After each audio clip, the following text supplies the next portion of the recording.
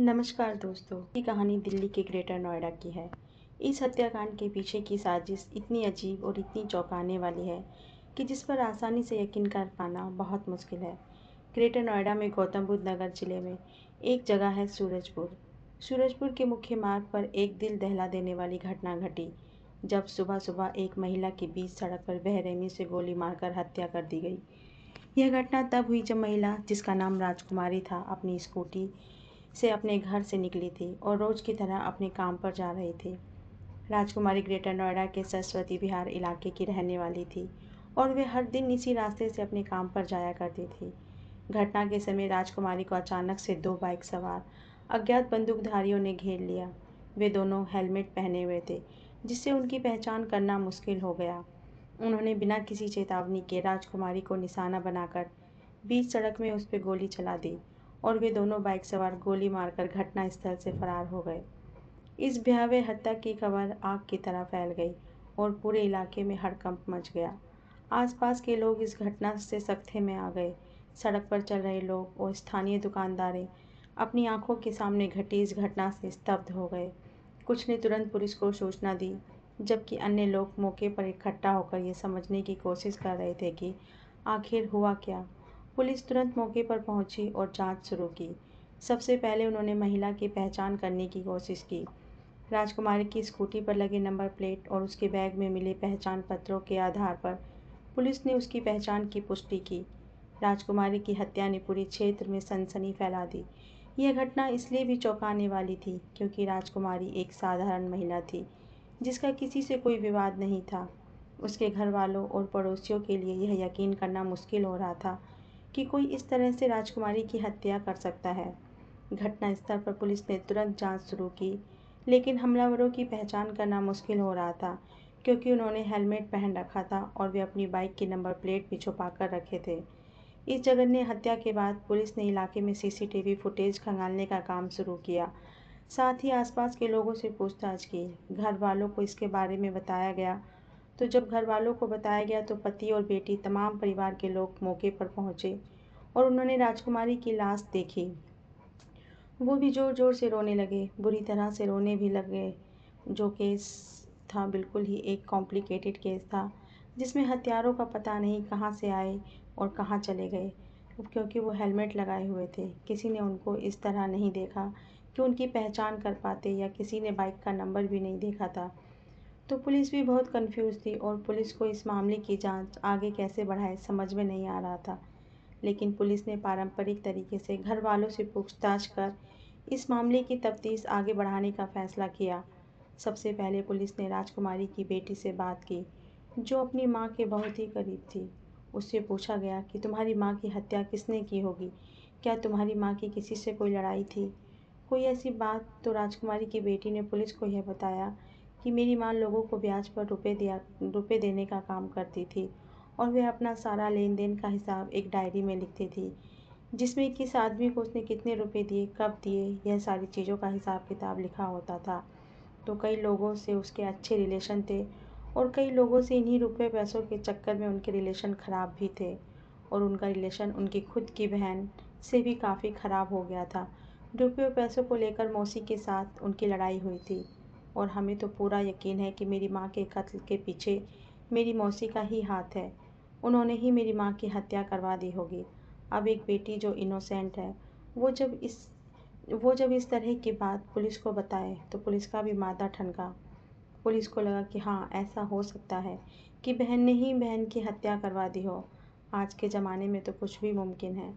आप सब जानते हैं, पुलिस को भी सब पता होता है। तो पुलिस ने राजकुमारी की बहन से पूछताछ की, उसके परिवार वालों से भी पूछताछ की। पुलिस ने तमाम सवाल जवाब किए और थोड़े सवाल जवाब के बाद पुलिस को यह यकीन हो गया कि इस मामले में बच्ची जो है कंफ्यूज कर रही है, जो बता रही है उस बात में दम नहीं है, क्योंकि राजकुमारी की बहन इस मामले में इन्वॉल्व नहीं है।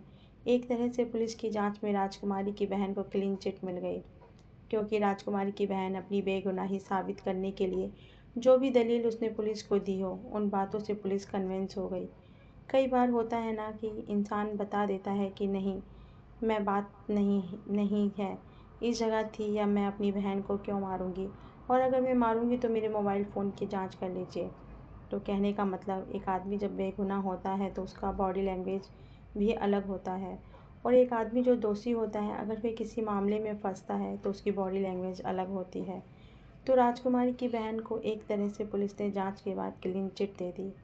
उसके पति से भी पूछताछ होनी थी, लेकिन पति ने तो नई कहानी सुनाई। पति ने तो बाकायदा रिपोर्ट दर्ज कराई, कंप्लेंट के तौर पर नाम लिया अपने एक साड़ू भाई का, यानी जो राजकुमारी की बहन है उसके पति का। और वो जो साड़ू भाई है वो हरियाणा का रहने वाला था। वो वहाँ रुपए पैसे की बात नहीं थी। साड़ू भाई का नाम इसलिए लिया क्योंकि उसके साथ प्रॉपर्टी को लेकर भी राजकुमारी का और उसके पति पुष्पेंद्र का नाम है। राजकुमारी से उसका विवाद चल रहा था, तो अभी पुष्पेंद्र ने अपने साड़ू भाई का नाम ले लिया, तो पुलिस ने उसके साड़ू भाई से पूछताछ करने का फैसला किया। पुलिस की एक टीम हरियाणा गई। साड़ू भाई घर में ही मिल गए। अगर कोई कत्ल करवाता है तो वह आसानी से घर में सोता नहीं। आमतौर पर लोग इस तरह की घटनाओं को अंजाम देने के बाद फरार हो जाते हैं, लेकिन यहाँ साड़ू भाई घर में मिल गया। इससे पुलिस को साड़ू भाई पर भी शक जो था वो थोड़ा कम हो गया। हालांकि साड़ू भाई से भी पुलिस ने पूछताछ की, तमाम सवाल जवाब किए। अपनी बेगुनाही में तुम्हारे पास क्या दलील है? अगर तुमने नहीं मारा तो कौन मार सकता है? तमाम तरह की बातें पुलिस ने की। साड़ू भाई ने हर चीज़ों का जवाब बहुत कॉन्फिडेंस के साथ दिया, और पुलिस को लगने लगा कि जिस तरह राजकुमारी की बहन इस मामले में इन्वॉल्व नहीं है, उसी तरह पुष्पेंद्र यानी राजकुमारी के पति का 60% भी इस मामले में कोई इन्वॉल्व नहीं है।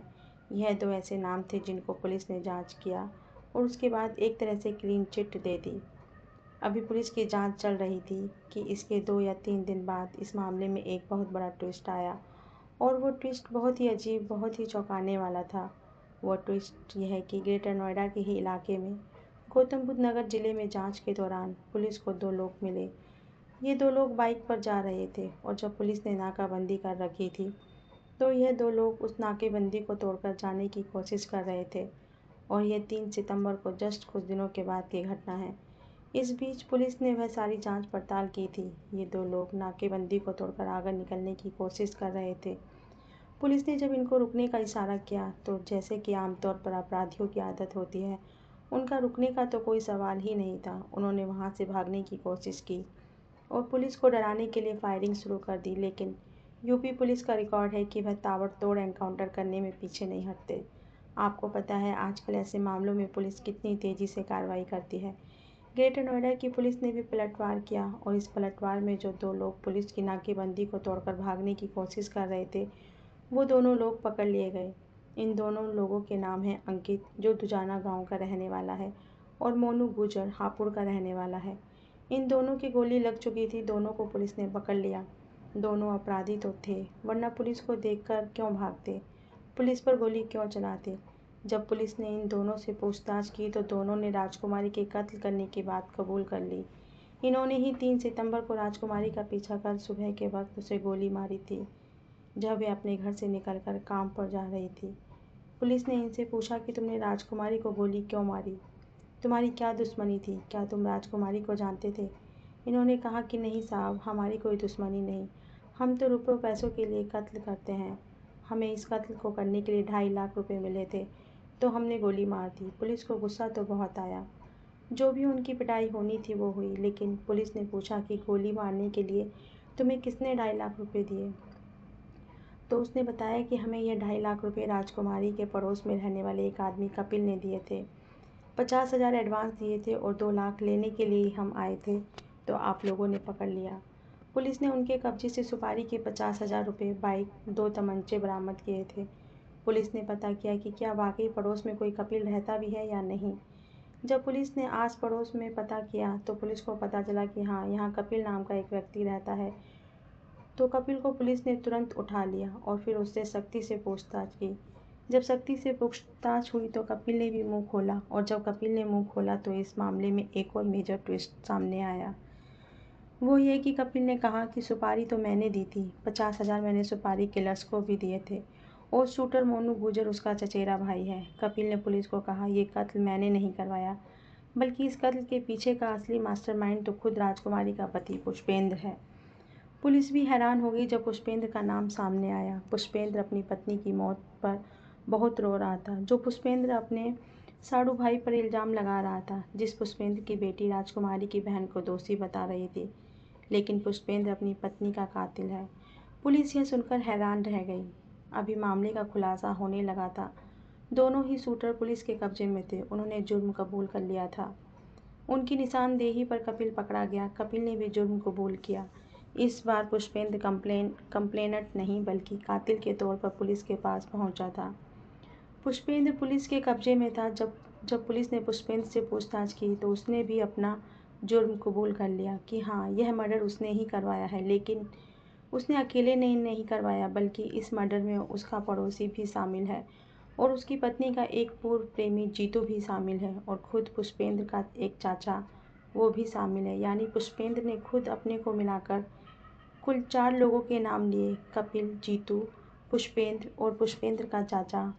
अभी सवाल यह है कि पुष्पेंद्र ने अपनी पत्नी को क्यों मरवाया? पुष्पेंद्र की अपनी बीवी से क्या दुश्मनी थी? इसका जवाब भी अभी पुलिस की पूछताछ में सामने आया। और बाकी जो 3 लोग थे, पुष्पेंद्र का चाचा, कपिल और जीतू, इनकी राजकुमारी से क्या दुश्मनी थी? इसका जवाब भी तफ्तीश में सामने आ गया।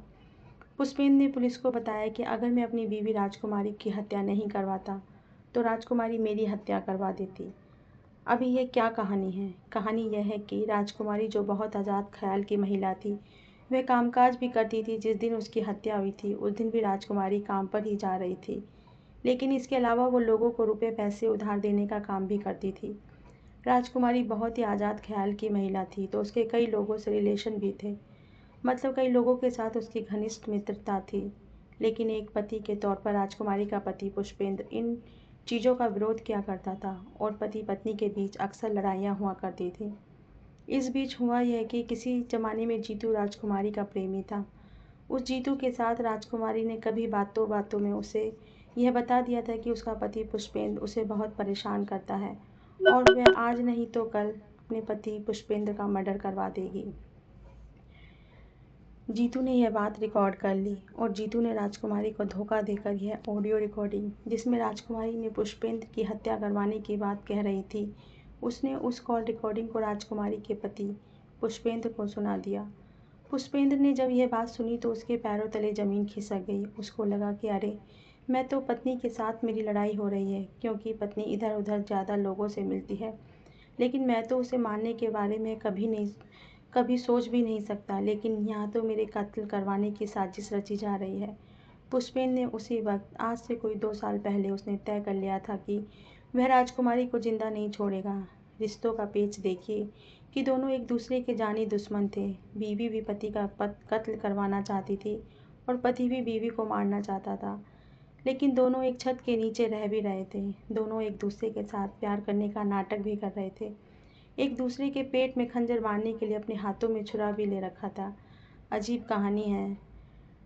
तो पति ने यह तय कर लिया कि वो राजकुमारी की हत्या करवाएगा, इससे पहले कि राजकुमारी उसकी हत्या करवा दे। पति पुष्पेंद्र ने कपिल गुर्जर को उधार दी गई रकम माफ़ हो जाने का वादा किया, इसलिए वह भी राजकुमारी की हत्या की योजना में शामिल हो गया। कपिल ने राजकुमारी से 25,000 रुपये उधार ले रखे थे और वह ये रुपये राजकुमारी को वापस नहीं लौटाना चाहता था, इसलिए कपिल राजकुमारी की हत्या के प्लान में शामिल हो गया। राजकुमारी का पूर्व प्रेमी भी इसी वजह से शामिल हुआ, क्योंकि उसने भी राजकुमारी से पैसे उधार ले रखे थे। उसके ऊपर 1,00,000 रुपये उधार थे और वो भी रुपये वापस नहीं लौटाना चाहता था। और ठीक इसी वजह से पुष्पेंद्र का एक चाचा, जिसने राजकुमारी से रुपये ले रखे थे, वो भी रुपये राजकुमारी को लौटाना नहीं चाहता था, तो वो भी इस मर्डर की साजिश में शामिल हो गया। इस तरह से इन चारों लोगों ने मिलकर राजकुमारी के कत्ल की साजिश रची। इनमें सबसे बड़ा दुश्मन तो पति ही था, क्योंकि उसको लगता था कि राजकुमारी उसकी हत्या करवाना चाहती थी और बाकी लोग अपने अपने रुपयों, जो उन्होंने उधार में ले रखे थे, उन रुपयों को वो लौटाना नहीं चाहते थे। वो लोग कर्जे से मुक्ति पाना चाहते थे। मतलब वह सब लोग बेईमान थे, नीयत के खोटे थे, जो किसी का हक मारना चाहते थे, किसी के हिस्से के पैसे मारना चाहते थे, और वह इसी वजह से राजकुमारी की हत्या में साथ देने के लिए तैयार हो गए। और पुष्पेंद्र का तो ये कहना था कि उसकी बीवी ने एक तो उसे के रिलेशन के मामले में धोखा दिया और कई लोगों से प्रेम संबंध रखती रही, और ऊपर से उसकी हत्या की साजिश की उसने उसने तय किया कि वो अपनी बीवी की हत्या करवाएगा। लेकिन हत्या की एक वजह और भी थी, और वह वजह थी सरस्वती विहार स्थित मकान, जो कि राजकुमारी के नाम था, जिसे राजकुमारी का पति उससे हड़पना चाहता था। राजकुमारी के पास 6 लाख रुपए पड़े थे। उससे भी उसका पति हड़पना चाहता था, इसलिए उसने इस हत्या की साजिश रची। कपिल से बात की। कपिल सुपारी किलर्स को जानता था और सुपारी किलर्स को 2,50,000 राजकुमारी की हत्या कराने का सौदा तय हुआ। और इसके बाद जैसा कि मैंने आपको बताया, 3 सितंबर को प्लानिंग हुई। राजकुमारी जब घर से निकली तो पति पुष्पेंद्र दोनों शार्प शूटर को फ़ोन से उसकी लोकेशन बता रहा था, ताकि आसानी से राजकुमारी को मारा जा सके। यह किलर्स बाइक से उसका पीछा कर रहे थे और दोनों कातिल जब उनको मौका मिला सुनसान सड़क पर सूरजपुर के रास्ते में, तब उन्होंने राजकुमारी को बिल्कुल करीब से 3 गोलियां मारी और बाइक से फरार हो गए। उन लोगों ने हेलमेट पहने हुए थे, जिससे कोई उन्हें पहचान नहीं पाया। मगर इत्तेफाक देखिए कि कुछ ही दिनों के बाद, तकरीबन 4 से 5 दिनों के अंदर, वह कातिल ग्रेटर नोएडा के इलाके में ही एक नाकेबंदी में पुलिस के हत्थे चढ़ गए। फायरिंग भी हुई और एनकाउंटर में दोनों घायल भी हो गए। कपिल ने भी पुलिस के सामने कबूल किया, उसने ही सुपारी दी थी। लेकिन असली मास्टरमाइंड राजकुमारी का पति पुष्पेंद्र था। पुष्पेंद्र ने अपनी पत्नी की हत्या इसलिए करवाई क्योंकि उसे डर था कि अगर वह ऐसा नहीं करता तो राजकुमारी उसकी हत्या करवा देती। उसने बताया कि राजकुमारी का एक पूर्व प्रेमी जीतू था, जिसने राजकुमारी के पति पुष्पेंद्र को राजकुमारी की हत्या की साजिश के बारे में बताया था। इस खुलासे के बाद पुलिस ने कपिल, जीतू और पुष्पेंद्र को गिरफ्तार कर लिया। इस पूरे मामले का सबसे चौंकाने वाला पहलू यह था कि दोनों एक छत के नीचे रहते हुए एक दूसरे के साथ प्यार का नाटक कर रहे थे। आखिरकार पुष्पेंद्र ने अपनी पत्नी की हत्या की योजना बनाई और कपिल, जीतू और अपने चाचा के साथ मिलकर इस साजिश को अंजाम दिया। राजकुमारी का कत्ल एक ऐसी घटना थी जिसमें रिश्तों की बुनियाद और विश्वासघात की परतें खुलती चली गईं। पुष्पेंद्र ने राजकुमारी की हत्या की योजना बनाई, जिसमें उसने कपिल और अपने चाचा को शामिल किया। कपिल तो पहले से ही राजकुमारी का कर्जदार था और उससे छुटकारा पाना चाहता था। जीतू भी राजकुमारी से संबंधों के कारण डर में था। अगर उसने पुष्पेंद्र को सब कुछ बता दिया तो उसकी भी जान खतरे में पड़ सकती है। इसी कारण जीतू भी इस साजिश में शामिल हो गया। राजकुमारी की हत्या का दिन तय हो गया। 3 सितंबर की सुबह जब राजकुमारी अपनी स्कूटी पर काम के लिए निकल रही थी, तभी मोनू गुजर और अंकित, जिन्हें कपिल ने सुपारी दी थी, उसका पीछा करने लगे। जैसे ही वे सूरजपुर के रास्ते पर पहुंचे, उन्होंने राजकुमारी को गोली मार दी और फरार हो गए।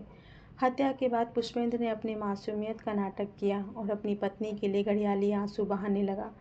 उसने अपने साड़ू भाई और राजकुमारी की बहन पर शक जताकर पुलिस की दिशा को भटकाने की कोशिश की। लेकिन जैसे जैसे पुलिस की जांच आगे बढ़ी, सच्चाई सामने आ ही गई। आखिरकार जब मोनू और अंकित पकड़े गए, उन्होंने साजिश का खुलासा किया तो कपिल भी पुलिस के शिकंजे में आया। कपिल ने पुष्पेंद्र और बाकी साथियों के बारे में सब कुछ उगल दिया। पुष्पेंद्र के कबूलनामे के बाद पुलिस ने बाकी सभी आरोपियों को भी गिरफ्तार कर लिया। राजकुमारी की हत्या की यह खौफनाक साजिश, जिसमें पति, प्रेमी और पड़ोसी शामिल थे, इन सभी को हिलाकर रख दिया। यह घटना एक बार फिर साबित करती है कि रिश्तों की आड़ में कैसे लोग एक दूसरे के खिलाफ खतरनाक साजिश करते हैं। आखिरकार न्याय की प्रक्रिया के तहत पुष्पेंद्र और उनके साथियों को उनके अपराधों की सजा मिली। यह कहानी उन सभी के लिए एक सबक बन गई जो अपने स्वार्थ और लालच के लिए रिश्तों की आड़ में साजिश रचने की कोशिश करते हैं। राजकुमारी की कहानी हमें यह सिखाती है कि हमें अपने परिवार के सदस्यों की सुरक्षा और खुशहाली की जिम्मेदारी हम सभी की होती है। परिवार के साथ एकजुट रहना, एक दूसरे का साथ देना और उनके जीवन में दिलचस्पी लेना बहुत ज़रूरी है। कभी कभी छोटी छोटी बातें जिन्हें हम नज़रअंदाज करते थे, आगे चलकर बड़े परिणाम ला सकती हैं। इसलिए यह ज़रूरी है कि हम अपने परिवार के साथ रहें और हमारा परिवार ही हमारी असली ताकत है और उसकी सुरक्षा हमारी प्राथमिकता होनी चाहिए। अपने परिवार के प्रति हमेशा सजग और सतर्क रहें, क्योंकि परिवार ही वह बंधन है जो हमें जीवन के हर मोड़ पर सहारा देता है। अगर आपके जीवन में कभी भी कोई परेशानी आए तो उसे खुलकर सामने रखें, बजाय इसके कि आप किसी गलत रास्ते पर चलें। इस तरह की सच्ची घटनाओं और सीखों के साथ फिर से लौटेंगे। तब तक के लिए सुरक्षित रहें, सतर्क रहें और ध्यान रखें कि किसी भी संदिग्ध स्थिति में सही कदम उठाना कितना ज़रूरी है।